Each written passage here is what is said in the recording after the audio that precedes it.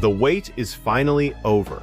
The doors to the Indiana Fever practice facility have officially swung open, and the moment every basketball fan in the world has been holding their breath for has arrived.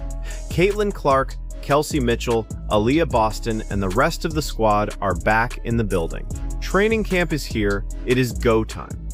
But beneath the smiles, the hugs, the media day photo shoots, and the seemingly immaculate vibes being pushed by the team's PR department, there is a complex, multi-layered tactical and cultural war waiting to unfold on the hardwood. This is WNBA Piero, your exclusive, unfiltered home for the highest level WNBA analytics on YouTube.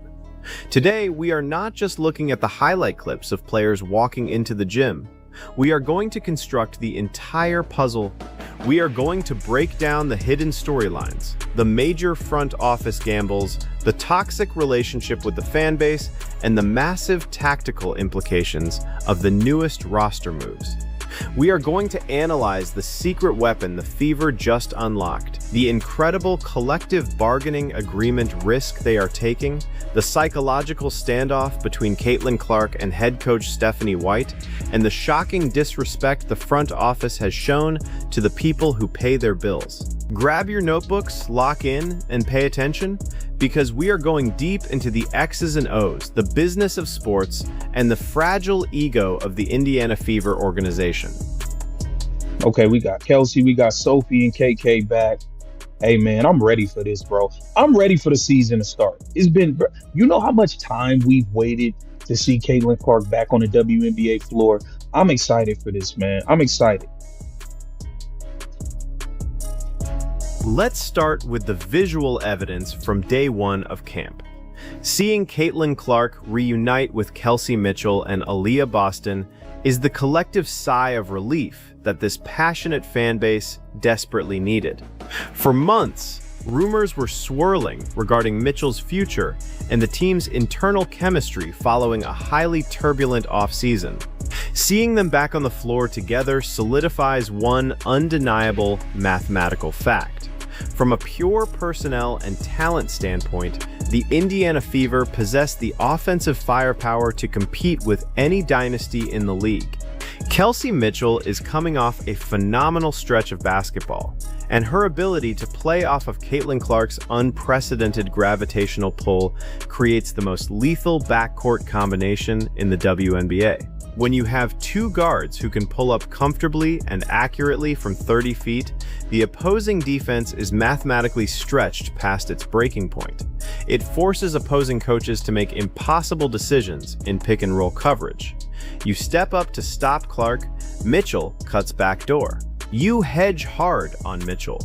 Clark pulls from the logo, but as any basketball purist knows, raw talent does not win championships. Elite utilization of that talent does.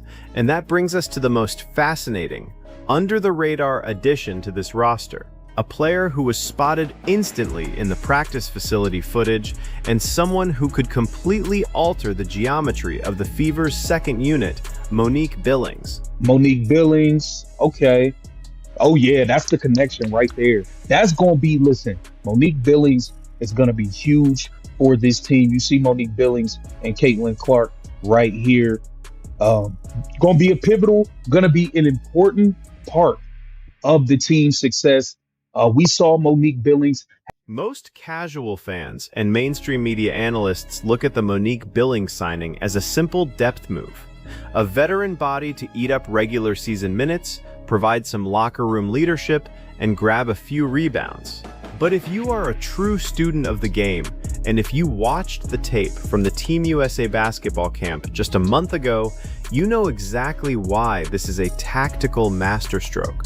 To deeply understand the Billings impact, we have to talk about the concept of vertical spacing versus horizontal spacing. Caitlin Clark is the ultimate historic master of horizontal spacing.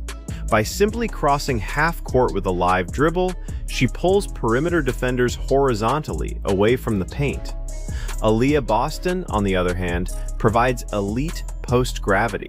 She demands physical double teams on the block, bringing defenders down to the baseline. But what the Indiana Fever lacked so desperately last year was elite vertical spacing. They needed a rim-running, explosive athlete who could slip a screen and catch lobs out of the pick and roll at the apex of the jump. Enter Mon'nique Billings. During the Team USA camp, the pick and roll connection between Clark and Billings was instantaneous, natural, and devastating.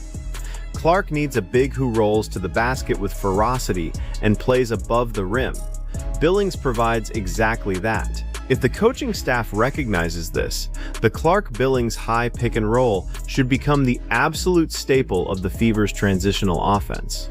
It provides Aaliyah Boston with a necessary breather without sacrificing interior pressure.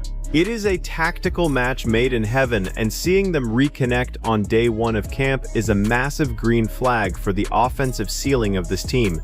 However, for every step forward this front office takes, they seem to take two massive, unforced, baffling steps backwards.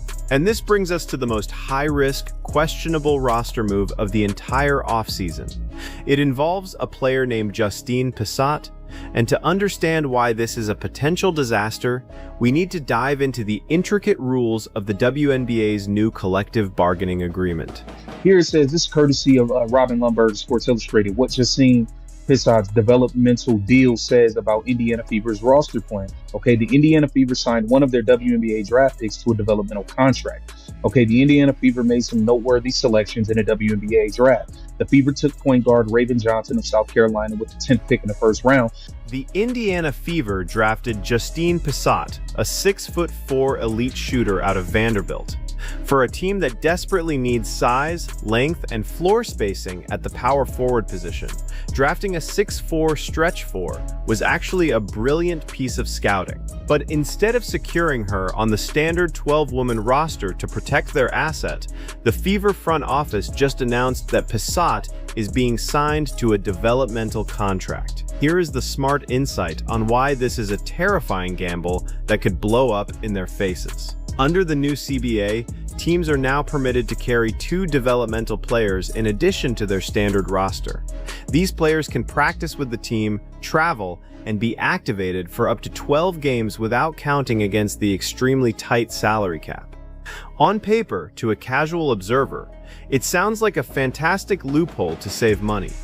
But there is a massive, glaring catch that nobody is talking about. Developmental players are essentially unprotected free agents.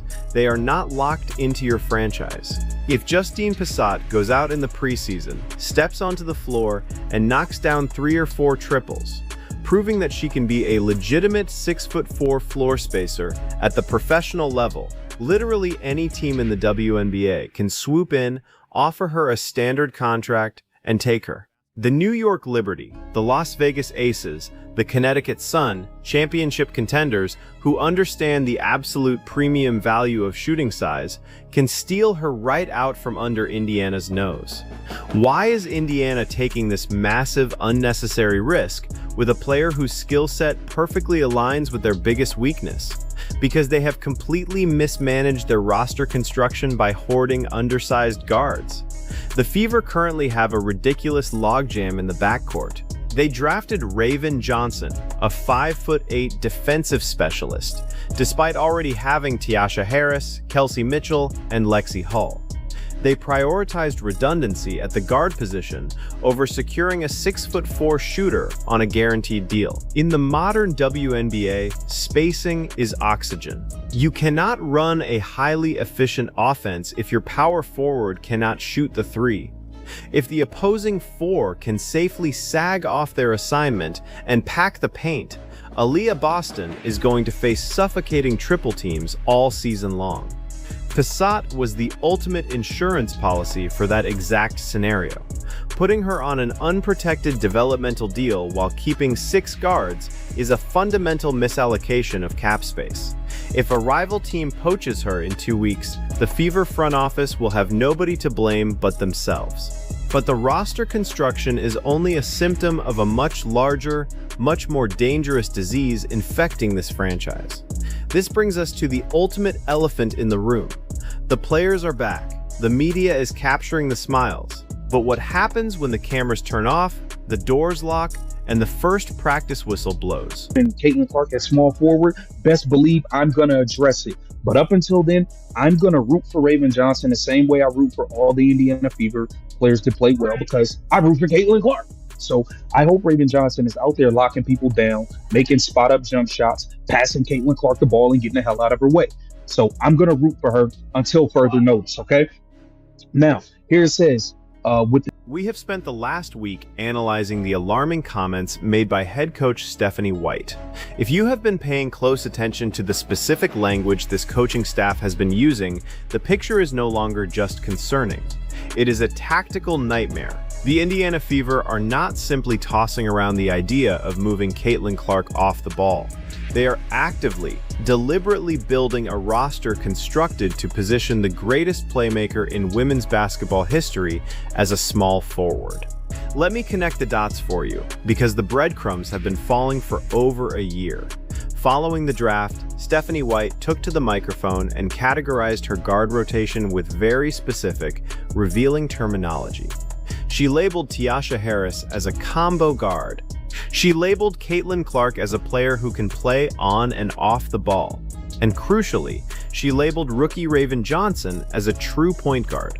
When a head coach publicly categorizes a defensive-minded rookie as the true point guard and relegates her generational MVP-caliber superstar to a versatile wing player, we are no longer guessing at the strategy. The strategy is set. The Fever are preparing to roll out a perimeter rotation where Johnson runs the 1, Mitchell or Harris runs the 2, and the 6-foot Caitlin Clark is pushed to the 3 spot. This brings us to a major basketball insight: the myth of the true point guard in modern heliocentric basketball. Stephanie White's desire for a true point guard to set the table is a basketball philosophy trapped in the year 2004. In the modern game, the traditional pass-first point guard, who simply initiates the offense and gets out of the way, is becoming entirely obsolete when you possess a heliocentric superstar.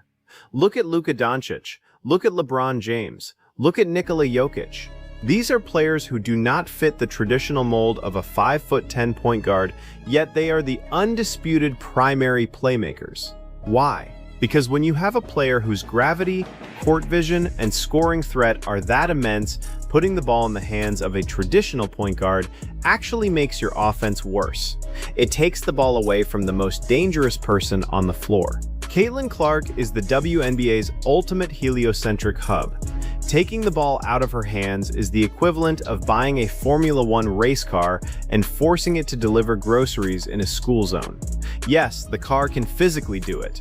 She is a career 34% three-point shooter. She can stand in the corner and spot up, but you are completely neutralizing the very asset that makes her a generational anomaly. And let's look at the domino effect this has on Aaliyah Boston. If Raven Johnson, an elite defender but a low-volume perimeter shooter, brings the ball up the floor, the defense sags off. They drop below the three-point line. They pack the paint. They clog the driving lanes. The entire reason the Clark-Boston pick-and-roll is so lethal is because Clark's shooting gravity pulls the opposing center out of the paint, giving Boston a wide-open runway to the rim. If Clark is standing in the corner as a decoy, the spacing completely evaporates. Stephanie White is trying to solve a perimeter defense problem, but in doing so, she is suffocating her franchise center in the paint. It is tactical malpractice. The statistics from last season are glaringly conclusive. When Caitlin Clark was the primary ball handler initiating the offense, the Indiana Fever boasted a plus 6.4 net rating. They played with pace, flow, and elite efficiency. When the ball was taken out of her hands, the offense stagnated into a league average, predictable mess. So if the numbers say it's a bad idea, and the basketball geometry says it's a bad idea, why is the Indiana Fever front office so obsessed with this plan? This requires us to dive into the psychology of sports management. What we are witnessing in Indianapolis is a classic case of the system versus superstar complex. Coaches and general managers are inherently driven by ego. They want to be viewed as architects. Stephanie White respects the Dawn Staley school of basketball. Low-scoring, highly disciplined, defensive dogfights.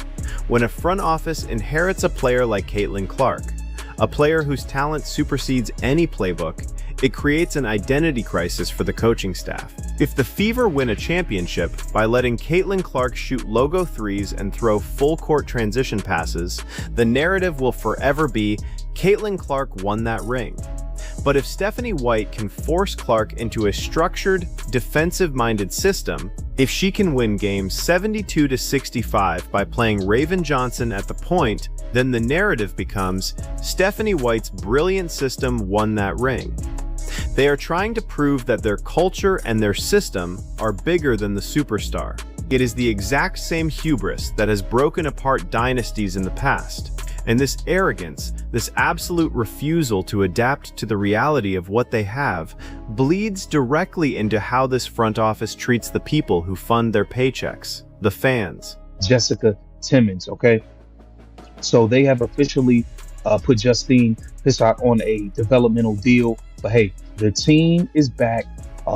Everybody is back, ready to go. Okay, ready to lock back in. I'm excited for this. I'm ready for some games to start getting playing. Stephanie White, You cannot talk about the tactical disaster of the Indiana Fever without talking about the cultural disaster happening simultaneously off the court. While the coaching staff is busy trying to put a leash on their superstar, the executives are busy attacking the fan base.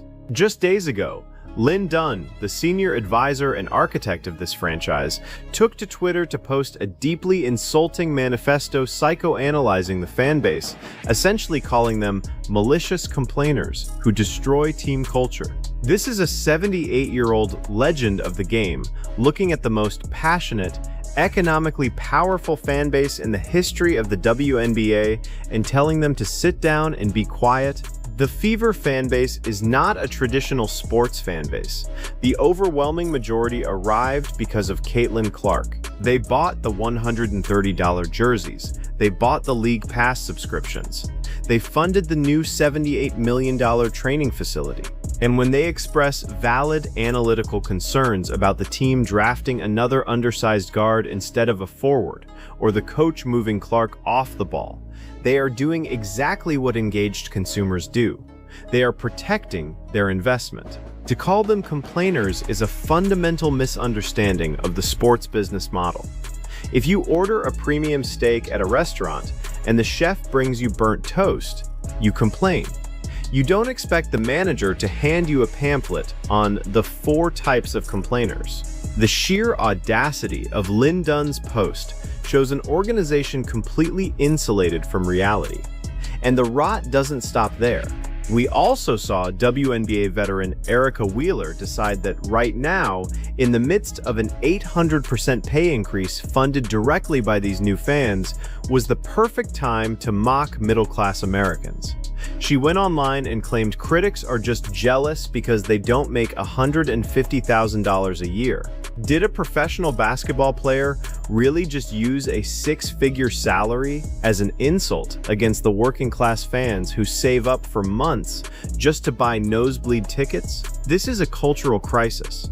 You have a head coach talking about moving the greatest point guard in history to small forward. You have a president in Kelly Krauskopf comparing the team to Apple instead of addressing the basketball issues. You have a senior advisor in Lynn Dunn calling the fans malicious complainers. And you have a veteran player in Erica Wheeler mocking the financial status of the ticket buyers. 4 layers of an organization, all alienating the fan base, all projecting a massive superiority complex, all in a single week. Training camp is not just about getting players into physical shape. It is the ultimate psychological battlefield. When the starters take the floor for their very first 5-on-5 scrimmage this week, who is bringing the ball up the floor? Who is dictating the tempo? Stephanie White has a monumental choice to make over these next few weeks. She can either be the architect of the most explosive, unguardable offense the WNBA has ever seen by handing the keys completely to Caitlin Clark, or she can be the coach who prioritized her own defensive philosophy and her own ego over the undeniable reality of modern basketball. The WNBA is evolving at light speed. The Liberty and the Aces are fine-tuning dynasties. And while the rest of the league adapts to the future, the Indiana Fever front office is actively fighting their own superstars' playstyle and actively fighting their own fans. This is WNBA PRPO. We don't sugarcoat it, and we don't back down. We are exactly 22 days away from the regular season. The talking is done. The ball is bouncing on the hardwood, and this is where legacies are built or broken. I want to hear from the true basketball minds in the comment section today. Forget the PR spin. Let's talk reality. Do you agree that moving Clark to the 3 destroys Aaliyah Boston's spacing? Do you think the front office's ego is going to ruin this championship window before it even opens? And what is your reaction to Lynn Dunn and Erica Wheeler disrespecting the fans? Drop your most detailed takes down below. I read every single one of them. Smash that subscribe button, hit the notification bell so you don't miss our training camp breakdown later this week, and as always, keep the vision alive. We'll see you in the next deep dive.